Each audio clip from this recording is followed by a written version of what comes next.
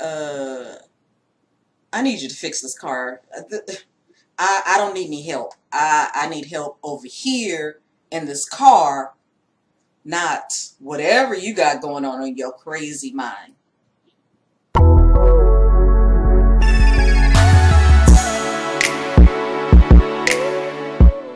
Hi Dawnies, welcome back to my channel. If you're new to my channel, I ask you to please subscribe because you're helping this disabled by watching my fables so I don't have to beg you. Now it seems like lately a lot of my stories have been about cars, and this is another one. Anyway, this story is about this guy who basically stole my car. So before my mom passed, my mom had the gift of gab. She knew how to, I wish I had her talent. But anyway, my mom loved special in cars. So somehow she was able to talk the neighborhood auto mechanic of getting a BMW and a Mercedes. So since she had the Mercedes, she wanted me to have the BMW because I was telling her I didn't have a car, and I had ordered this bike online that was a foldable bike so I could ride my bike to work. I was trying to make it happen because where I was living at the time in Texas, they don't believe in buses in that town. So I was trying to figure out how I can get to work without bothering my friends to take me to work. So anyway, I got the BMW, some other guy tinkled with it or whatever, and I was able to drive it back from California to Texas. But when I got back to Texas, I was like, okay, we need to work on this car. I don't know what was wrong with the car. I don't know how it got me 1,500 miles away, but amen, I made it. Anywho, I had a friend of mine who suggested to take the car somewhere in Irving, Texas, because they worked on German cars.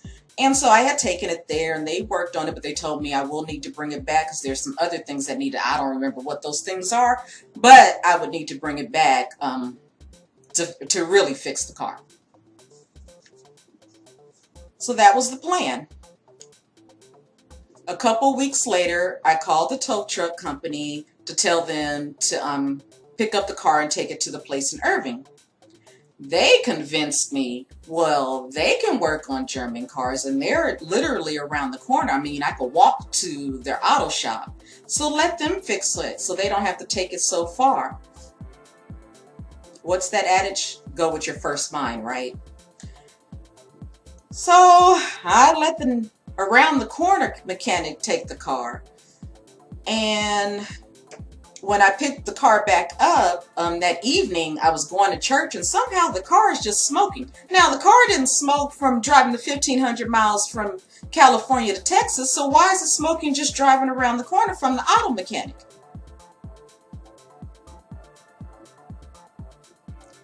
With that said, I took it back to the around the corner auto mechanic. I went back to the auto mechanic because they said the car was ready to be picked up.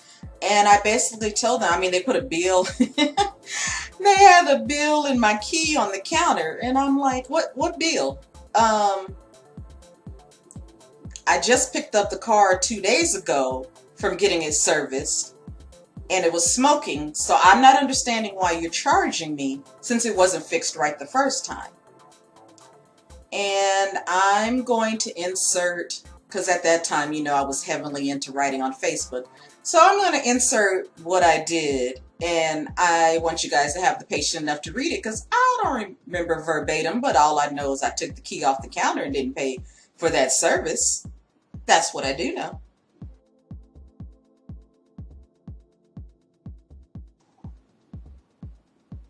Come a month later, needless to say, the car just stopped working.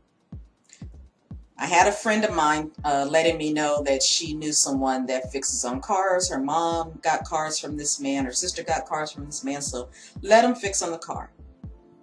So I met up with the guy. The guy was more interested in me than fixing the car. At one point in our conversation, he was just staring at me and he was like, I can look at you all day. I need you to fix this car. I don't need any help. I need help over here in this car, not whatever you got going on in your crazy mind. And he was also one of those guys who, was always into colorism, more like, I just love it how people are always talking about what color Jesus was. Yes, we know he was in the Middle East, and yes, we know he was Jewish, and yes, we know he's brown skinned. But what about Jesus' message? Can we get to what Jesus' message was? How about that? And then, that's a whole 10th issue. The color of his skin. He said, go out to all nations.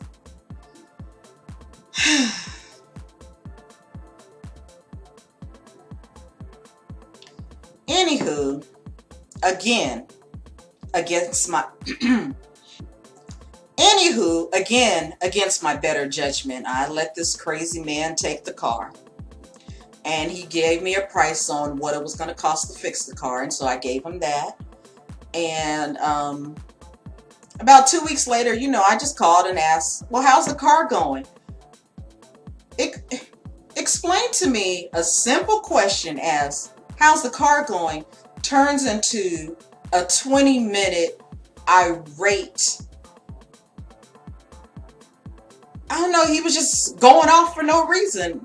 All he had to tell me what was going on with the car. I don't know why he was jumping down my throat. I would need to know how my car is going so I can get to work. Why was that a problem?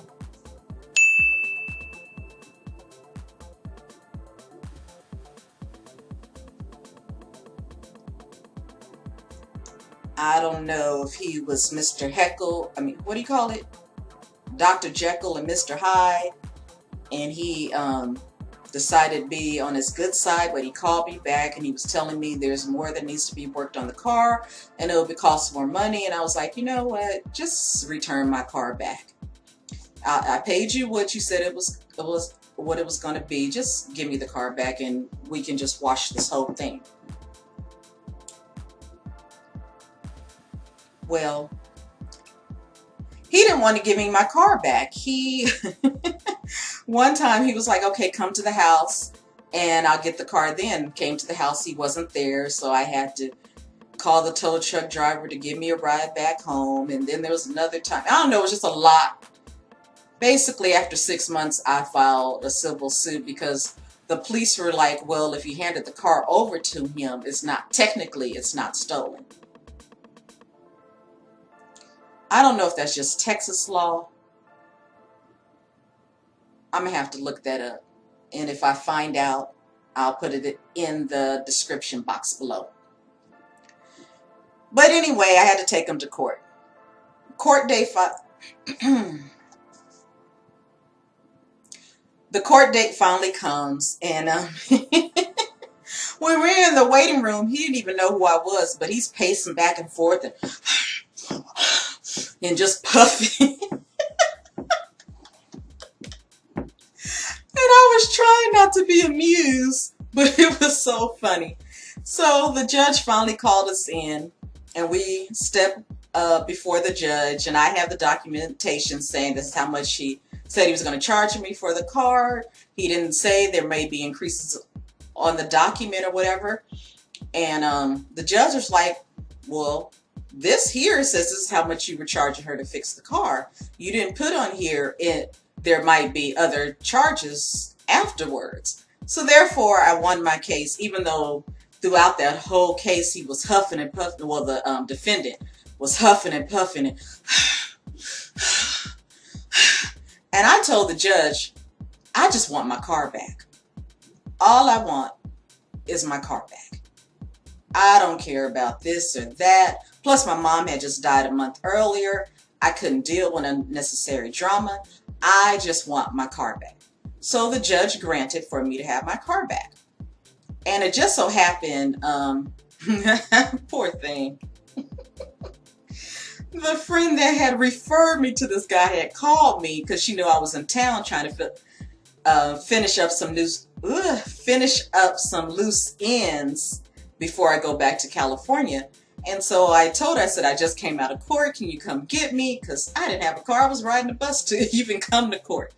And come get me and take me to old boy's house so we can pick up my car.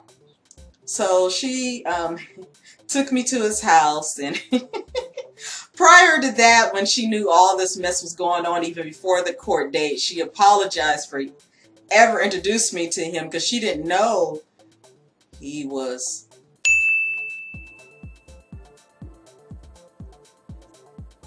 After she picked me up from the courthouse, I called the tow truck driver. And told him where to meet us. And then when we got to old boy's house, he wasn't there. So I called old boy and asked him, when is he coming to the house so I can get my car? He's like, well, I'm an hour away. I got things to do. We just got out of court 5 minutes ago. What do you have to do right now?